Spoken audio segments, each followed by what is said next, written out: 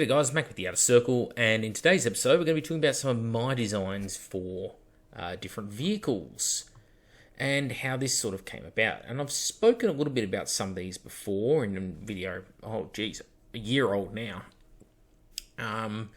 when I was sort of roughing out the first few, and I've come a long way since then. Now, the inner artist within me had a problem.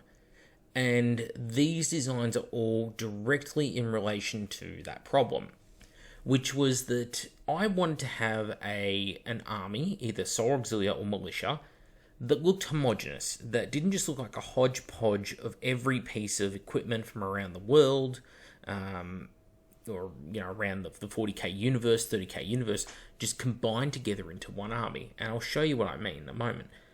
And so these designs all grew sort of naturally out of me wanting to combat that issue.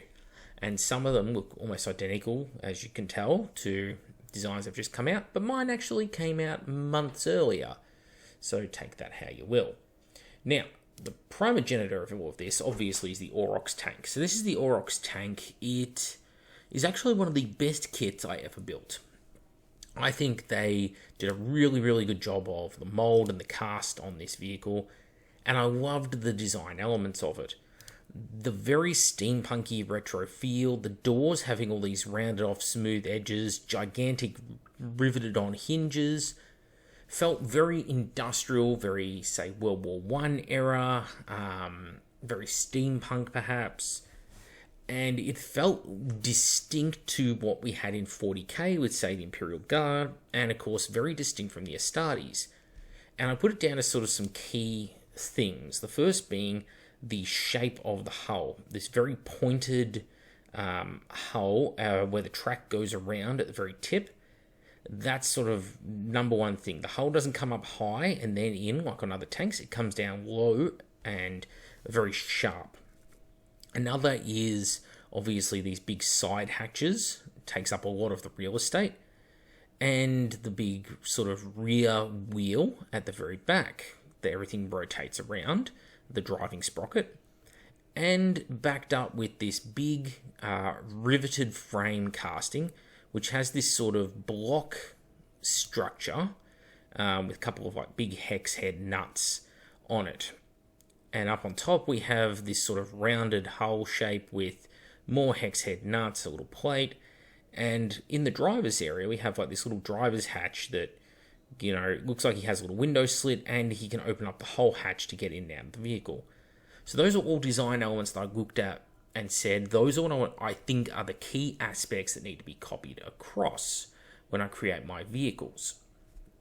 Now, I was saying earlier in this video, like a minute ago, that I felt none of these vehicles look like they belong together. And we'll show that now because this vehicle, and this vehicle, and this vehicle, and this vehicle, and this one, this one, this one, this one, this one, this one, this one, this one, and this one apparently are all the same faction in 30k. Now, you can say that the Rhino and the Land Raider are outliers. They only come in because of one provenance of war, yada yada. But go back to, say, the different versions of the Basilisk.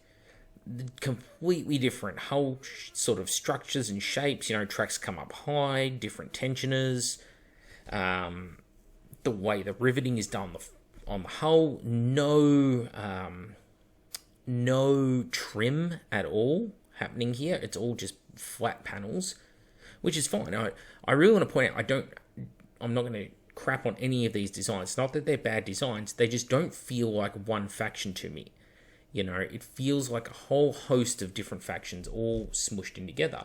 And even things like the Solar Auxilia specific artillery piece, which I think is a nice looking vehicle, because of the fact that it just has those plastic Lehman Russ sides, which are so obvious. They're very flat, they're very boring. The kind of trim that there is on them is very, very tame, and it doesn't carry any of the design ethos of that original Aurochs across. It doesn't have that sharp, really pointed tracks. It doesn't have the big riveted framework and that rounded over hull at the rear half of the vehicle. It doesn't share that. At least though it does have like this big riveted box structure. So you could say the superstructure works. It just lacks something on the tracks. And to an extent, it lacks something on the hull because it's a very plain hull compared to what would come later on. We see this, of course, again with the Leman Russ and how this vehicle and the way, because it's just the Deathcore of Krieg vehicle that they made a Volkite turret for, but it's essentially just the Deathcore of Krieg version of a Leman Russ. And the new ones that they've designed in plastic, which we'll get to, they're also this same vehicle, just slightly modified. And beautiful design for Krieg, but not the vehicle that I think looks like this. They feel different. And we see this again with the Malkador. It has an even smoother sided hull than the Leman Russ does, but at least the hatch on the side is a little bit closer to sort of matching that Drakossan's feel. But then we've got, other different stylings going on here, and I mean, it's kind of closer, but it really needed that trim. It doesn't have any of that hull profile that we expected. Then the Macarius. Well, the Macarius has these big flat armor plates on the sides, obviously has the very Imperial tracks, and Macarius is one of my favourite tanks ever designed over at Forge World. But again, you look at this and what screams, like, if it wasn't for the fact that they're just all generically rhombus-shaped, hexagonal-hulled tanks, that's the only thing that ties them together as the same sort of faction. They've all got different sponsons. The sponsons that are on the Macarius here are closer to the ones we see on the Carnodon, which is the like a Predator version of the Aurochs. Whereas on the Malkador, they're just sunken into the sides of the hull completely. Then we get to the things like the Praetor assault launcher. This is basically a version of that Macarius hull. Big boxy superstructure, lots of angular plates, zero trim, none of the hatches or crew compartments that we saw in previous vehicles. Same thing again on the Gorgon. So you're expected to believe that this, and this all are from the same faction. Now again, if you want to run them that way and you think it looks cool because you love a mishmash of stuff, all the power to you. I'm just talking about my design process. I'm not talking about whether I'm right or wrong in my methodology. I'm just saying what I felt and why it led me to create what I did. So we have the Gorgon, and then obviously the Baneblades, where it's covered in rivets, but there is none of that trim. There is none of that big riveted framework like we saw on the Aurochs, where it has this big boxy framework superstructure at the back with all the hexagonal nuts. None of that stuff carried over into this design. And then this design here, because it uses that same Baneblade hull, the Stormhammer, which again I think is a lovely design, it's got the side sponsons, yes, they look correct, and this boxy superstructure in the middle, that looks correct. But the rest of the hull is still that plastic hull, which is very Baneblade. You don't see all these little tabs here, near, like on that bottom plate, track grouses, I don't know what the hell you want to call them, but all those little spigots sticking out all along there. Nothing else has that in the range except for Baneblade variants. So it's all these little things that just don't quite sync up. It has different fuel tanks, the way they have Aquillas laid out in the vehicles, and then we go into the LVO premieres we've got, or previews, and you can see that all they've done is take the existing tank designs. They've hardly touched the Malkador, beyond making the world's most impractical dozer blade, which I've joked about before. But they've basically just added trim, just added a small amount of trim onto the existing turrets of the Leman Russ, and they've slightly changed the side hatches on the Leman Russ. So if we go back to, there you go, the old side hatches, you can see they were sort of a little bit more rectangular, had a little bit of trim, and they were flush with the hull. Now they're sort of sit proud, and they're a little bit closer to what we've got in the rest of the range. And they also have this neat little feature, which I might borrow from them, with like this ribbed pintle position, not pintle even, a hull-mounted casemate weapon. but they haven't made the tank feel, to me, like it's from the same design range as the Aurochs. Now, maybe this is a direction they decide they didn't want to head in. Much harder to mold in plastic, for example. That's totally cool. I'm not here to debate the ethics of why they made the design decisions that they did, only that I don't feel like these vehicles belong in the same army together. They are closer now than they have been in the past, but they just don't look right to me personally. So that's what led me down this path. So this was the original set of vehicles that I designed. And there are others in here, like there's a Chimera I've been working on.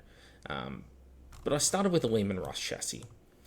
And what I wanted to do was create something the same size as Leman Russ, but it carried all those same shapes over. So it's got that boxy superstructure at the back with that riveted framework. It's got the hexagonal bolts on there. It has that sharp sort of angle, that sharper profile to the tracks. Instead of coming up high, the track comes out pointy out the front with a big wheel at the back, a big road wheel at the back. We have that trim on the turrets around all of the casemate structure. We have that around the driver's hatch. Our heavy bolters and such are not coming out of fabric canvas covered mounts. They're coming out of big, thick, rotating armored plates. I've got the hex head bolts and flat plates on top of the superstructure, and of course I've got a very similar track design. And then I said, okay, I've got a Leman Russ. What do I do next? So then I designed this sort of Basilisk and Medusa chassis. All my designs, by the way, if a part is meant to move, such as in this weapon, there's a 2mm deep 5mm diameter magnet hole. Whether it's Medusa, whether it's Basilisk, whatever. And then inside these hulls, I've created these little superstructures that you can print, which also rotate, because you can put them on a magnet as well, so you can actually rotate these things up and down if you want the articulation. Not everyone does. I designed the sides, the side hulls on this vehicle with this big hole. And the reason they got that big hole is because, I can put this side hatch on, but I can also put a side sponson on there, which again, 5mm magnet hole, so I can put nice round spigot into there that I can have the weapons attached to. I then went and did a Thunderer version, which, I've got my like a Demolisher cannon in here, which is also where I've got my Proteus laser destroyer. So that was fun. And the Thunderer, of course, is a lot less common, but it is a Legacies of the Age of Darkness unit available to the Solar Auxilia. And this one matches the Drakossan. I just used it as a test bed for when I was designing the sponsons. Obviously, you would normally just run this thing with hatches on the sides. And it has a different top hatch on there because it's basically the same hull. Because I put all these things, both of these are the same file, basically. They're almost the exact same tank. And I didn't put them as two separate things for sale on Colts. I put them as a single file with all of the upgrades for both vehicles included in the single file. For better or worse, because I wouldn't feel right using the exact same carbon copy thing and charging people for it. Which, fun fact, I only started the Colts and putting these designs on there basically to make back my money for the software, because software is about $100 a month to have. And it was like, well, if I've got the software, then I may as well try and get some money back on these designs I'm creating. Which is why I do them pretty cheap. A few people have said you should charge more, and I refuse to charge more because I'm like, well, everyone deserves to have them. I just wanted to pay for my expenses, which I felt was pretty fair along the way. Then we got up to the Proto Rhino. So it looks superficially similar, and it is in the fact that it has the same side hulls, but the center hull is quite a bit different. For a start, it's wider than the other vehicles. You can see the top hatch. If I go to the Thunderer top hatch, where did I put it? There we go. see the hatches are actually quite a bit different. Yeah, they share some of the same design elements in that, yep, they have these same handles, the same sorts of hinges, but they're much bigger hinges on this vehicle. They're double length doors, just like the big doors are on a Rhino. I've gone for, like how the Rhino has the double driver's hatch, I went for a double driver's hatch. So got rid of the single one and made a single large one. And I also had the two top hatches still, so all the parts there of a marine vehicle. And I've got the rear hatch obviously at the back. And with my designs, I pre-hollow sort of everything, so you don't have to if you go to print them, because you don't want to use a ton of resin, and these things are still structurally very, very solid even without that. So I designed this set of vehicles with those principles in mind. I also shrunk a lot of the weapons down, which I've spoken about before, but the demolishers, the vanquishers, all of that were just ludicrously large diameters for the types of shells they fired. They were as wide or wider than the crew members in the vehicle, and to me that was just silly, because crew members can actually fit in some of these tiny little hatches on top, and I do have another turret design coming for my Leman Russ sometime soon. And the same with the artillery. Like, you wouldn't have gotten more than one artillery shell inside this vehicle with the ludicrous size of the gun that it had, so I changed all that part of the designs out as well. So these were all sort of my original, designs. Then sort of started ramping things up and going larger in scale. So I ended up getting to the Melkador. Same sort of thing. We've taken the same sort of design, but it's a much longer version of it now. With it still has that same curve, it's the same angles. I tried to keep the same angles on everything. Same angles on the track, same style of track, same style of side hatch. But now the side hatch and the sponson are built into the hull by default, because this is, well, that's how it runs as a vehicle. And on top of that, I've got the limited traverse mounting, but I've gone very boxy on the superstructure because I wanted it to echo like World War I tanks, like the Mark IV tank or the Whippet tank, where you can see that they're really boxy, they've got really primitive stuff happening. And it was just a design that really appealed to me. And how would they see out? Well, they have these really primitive periscopes up on top, which they print lovely, for the record. And I've got a bigger, meaner looking Vanquisher because, well, you should have one, right? It's a bigger, meaner vehicle. And the big design change you'll notice here is no more exhaust mounted at the rear of the vehicle like on the others. I have these two exhausts that plumb down and into this big engine, which I made a separate component because then it's easier to print as a separate component, this center engine. But why did I do this big exposed giant engine? Well, it was meant to be Melkadors back in the day. The old days of Warhammer were a fast vehicle, this fast super heavy vehicle. And I like that idea. And I remember reading in one of, because I've got all the Forge World Masterclass books, and in one of them they were working on a Melkador of some description, and they're talking about how it's got an engine at the back, which has this sort of covering or cowling over it. And the engine's pathetically small for the size of the vehicle, right? It looks like a generator, not the engine that would power the vehicle. But they left the covers off so you could see the engine. They painted it up all rusty. I think it was like a snow diorama. If you got the masterclass, you know what one I mean. And I thought, what a great idea. Why don't I take it and run with it to show that this is a fast vehicle? Because Melkadors were always meant to be a very fast tank.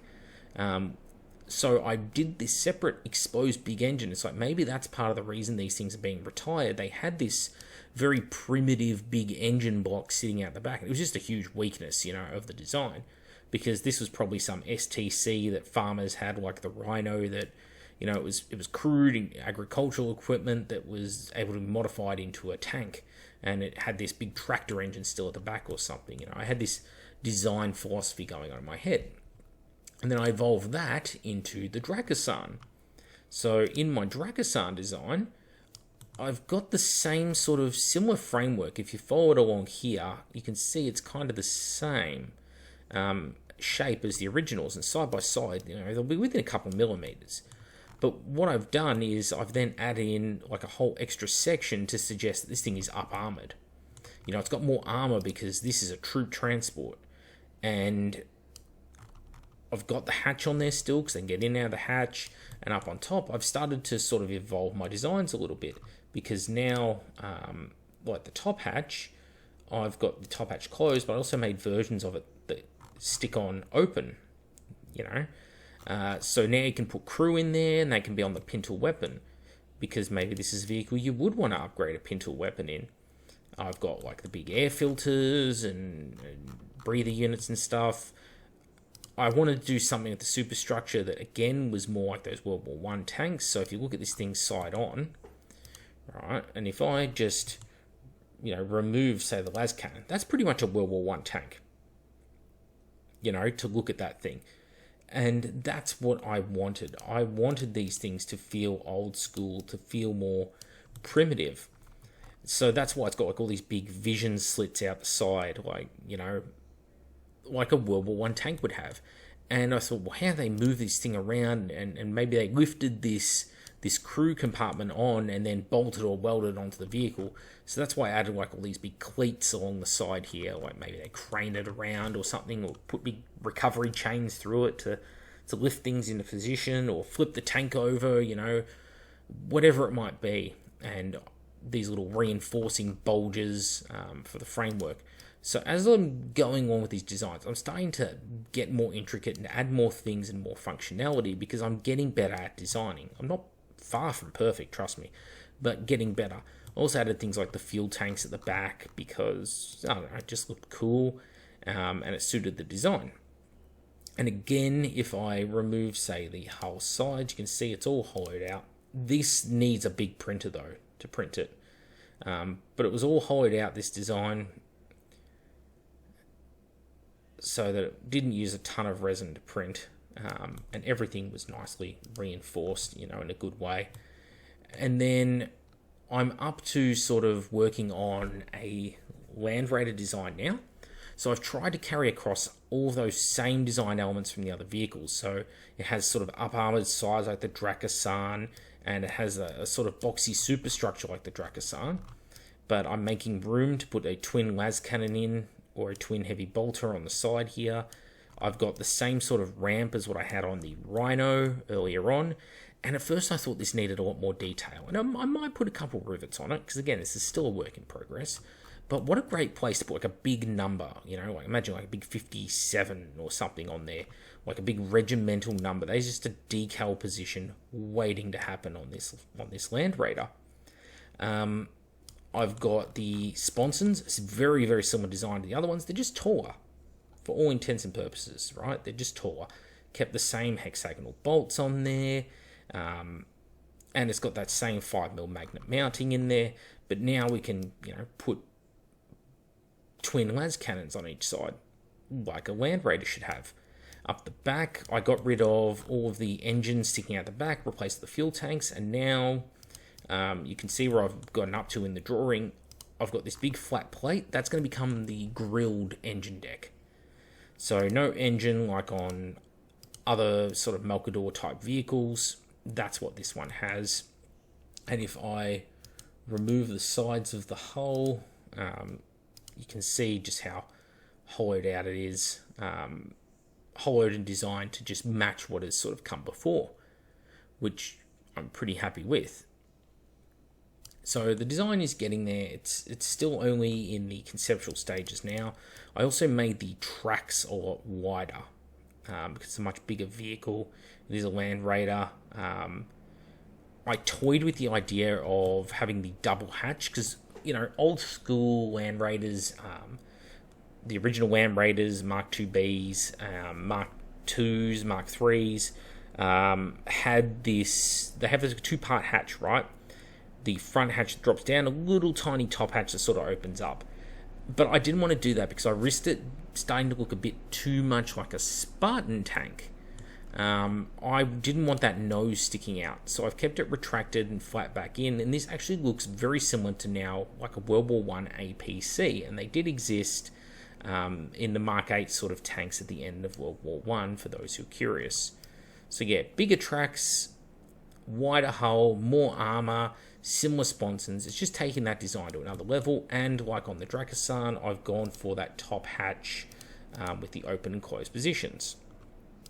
And that's been a long-term sort of work in progress. And I've just done bits and pieces here and there when I felt like it. And the very latest of tanks that I've been working on is this one. So we've sculpted up a rough Magos and then imported from Blender across into here, and then taken the framework model. I just went into my mesh and I just reduced it until I got something that, yeah, it's got a lot of facets to it, but when you 3D print it, and by the time it's at tiny scale on your screen like this, you don't notice it. So that was my thinking there. But I designed this vehicle because I wanted something for militia that looked like the Krios tanks over at Games Workshop.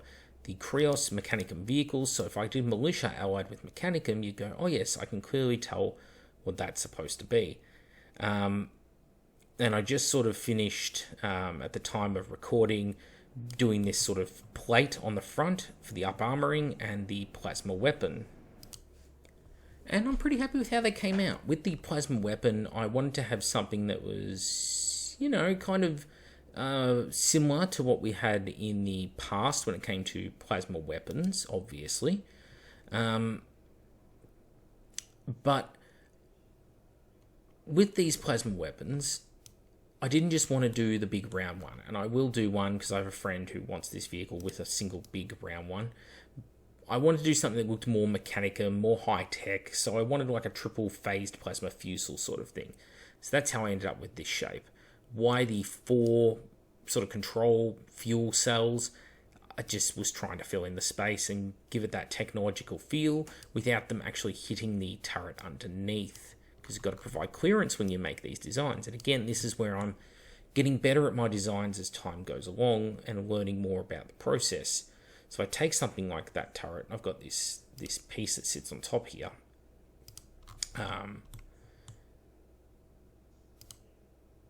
That armored plate actually has clearance, and the way it attaches to the underneath is it's got these tiny little pins or pegs that sit flush on the top surface of that particular plate. That's how those work. So it's like, okay, we're actually, making changes here, getting better at it as I go along. Another one is, say, these big gear teeth that I've got, these driving gears. They're on these cones, because taped cones are way better for mounting surfaces, because you can have little error in them. You just make sure that the cone, that's sort of the male one, the one that protrudes into the other, you make sure that that one is smaller. And it makes it a lot easier to join these parts together, which is just, common sense, obviously. The sides here, where the big flywheels are, they're magnetized, because eventually what I'll have sponsons that can go on the sides. And I'll try and tie in another design, the Triaros, or specifically actually the Karaknos version of that, has these weird little arms that it uses as sponsons. I'm going to create basically a pair of those that come out each side to hold the sponson weapons for the side of this, because this is a Leman Russ. And some people said, oh, well, Macca, it's not armoured enough, right? And, well, in part, that's how we ended up with that gun shield. But this was the original design, basically, as I released it online. In fact, I didn't show too many pictures with the crew shell. So a lot of people just saw this. Now, to me, this is still acceptable, because it's a Mechanicum vehicle. You could say this is robot controlled, remote controlled, maybe there's a Magos somehow buried inside the heart of it. And I put all these optional little sights on there. So you can print these and stick them wherever you want on the vehicle for it to see with. But the idea being that these are high-tech. Of course, they're skeletal. But obviously, I created the crew shell at the same time. So when I released it, it was there from the get-go, because this is a thing that we have on those other Mechanicum vehicles like the Krios. So the crew shell made sense. And then people were saying, well, it's armor 14 front. Well, look at it from the front. What's not thick, heavily armored about that is that the little weapons and such, and the little front weapons pod. Well, here's the thing, right? If it's solid material, it can get shot. Who cares, right? It's like a big solid turret. And I designed this front little weapons pod, just so you can see, so that it has this awesome range of movement. Because that would be very logical for a vehicle that would be able to have this big wide arc of fire. And then people said, oh, but how does this thing elevate and non-elevate, right? Because this weapon on top only is able to pivot from side to side. Well, that's sort of another hallmark of the Mechanicum design. Mechanicum designs, the hull rotates as sort of a whole entity. So what actually happens is this. It's able to rotate. And you go, well, that's really silly. Why would you do that? Well, imagine you're driving up a hill and you get to the crest of the hill. You can just rotate the weapons now to point over the hill. That could be handy, you know? Or maybe you want to fire as like an anti-aircraft platform with everything getting that same degree of elevation. For some reason, that's the way Mechanicum does things, and that's what I try to stick to in the design. But it's important to remember that the Mechanicum, out of all the sort of factions, are the most technological in the Imperium for common sense reasons, right? They hoard the technology of the Imperium. And they have these little force field generators, which I've got them at the ends of the big turret casting. The idea being that they make up for not having armor by having these force fields, and that's why their tanks are so skeletal. And that's the exact wording used by the design team back in 2013 when they first designed the Krios tanks. And I've shown sort of clips of that footage from that time period, talking about the riders and their original design intent with the Mechanicum. And that was one of the things. They're like, these tanks don't have a lot of armor because they don't need it. They're far more advanced than other Imperial vehicles. This is the stuff the Mechanicum is hoarding for itself, and it's not passing on to the wider Imperium. And I'm like, cool, this makes perfect sense. But people wanted extra armor, so I made extra armor. 2 versions, one that has the little shield generators, an extra pair of them on it, and one that doesn't. So this is the one that doesn't. There's little mounting blocks just inside there that mount onto that center hull. If I remove the side, you'll be able to see them. So yeah, they just sit in there and glue it on. Nothing crazy. But yeah, so that's how I sort of got along with this design. And then next up, I'm going to make a very similar version of this tank, which will be the Basilisk/Medusa version of the vehicle. And then I'll get around to doing hopefully a Melkador and a Drakasar and all of that. This is another model range, just like I did with the previous one, so that when I'm running Militia, because I love Militia, they have so many problems, but there's so much flavor, I love running them.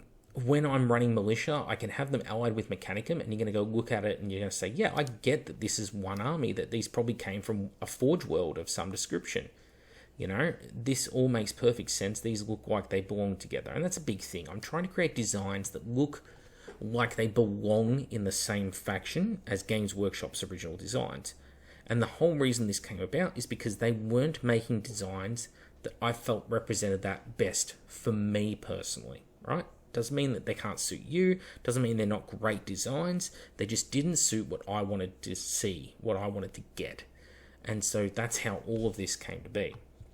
And this vehicle I'm really proud of. And I also did alternate, instead of just doing the same Vanquishers and stuff that I did on my previous vehicles, I tried to do my own take on them. As like what if I made a Vanquisher that looked more like a lightning gun? You know, so that's what this is. It's more of a Mechanicum Vanquisher cannon. It's supposed to look more like a lightning gun. I don't know why it's got these big bulbous protrusions. I guess they're the bore evacuators, maybe. And then I did the same sort of thing with a battle cannon. And again, downscaled in size because the size is just ludicrous on what they made on the original Leman Russes. So it's a lot more, you know, it looks better suited to the size of the turret. And size-wise, these vehicles are an incredibly close match within millimeters of the Leman Russ, so it works perfectly on so many levels. But that's it. That's my designs. I'm Mac with the Outer Circle. Thank you all for watching and listening to my vanity projects. And, you know, you're allowed to critique them. I don't care if you critique them. I prefer, though, if you're better than the people who just literally come on and say, that's shit. Because, okay, cool, that's great that you feel that way, but why? You know, give me more to work with than just saying, that's shit. You know, I criticize Games Workshop's attempts at creating war and miniatures all the time. I don't just say that shit, I explain my reasoning behind it, right? Not because I'm the arbiter of all that is true, but because that's how I feel. And I'd love it if people could extend that same courtesy, which unfortunately hasn't happened in the past with a few people when it comes to showing off my designs. And that's all they are. They're my designs. These are not officially approved. They're similar enough that they look the same, and yet different enough that you can't sue me. And I mean, please try if you're really, really desperate. GW, try it. They're clearly all my own designs made from scratch. There's no scanning, there's no recast, I'm not using your names in any of the stuff that goes up online, although I do use a few of the names in my own private files when I'm designing it, so I know what I'm designing and can remember it. But yeah, they are a very litigious company, so it's worth pointing that out. But you know, if they made more designs like this, I'd be a happy man. Anyway, that's pretty much it from me, Make with the Outer Circle. And, I thought I'd show as well, this by Peter Walker, the last update that I did on it was, let's see, it should say in here, because they're going to look at that and go, oh, it looks very close to something we make. Yeah, the last sort of publication date, 8th of the 12th last year was the last update. So, yeah, it's been a while. And that's a long time before they previewed their very similar one to this. But, you know, we'll see. We'll see if they sue. Whatever. I don't care. I'm Mac with the Outer Circle. Thank you all for watching, and see you all on the next video.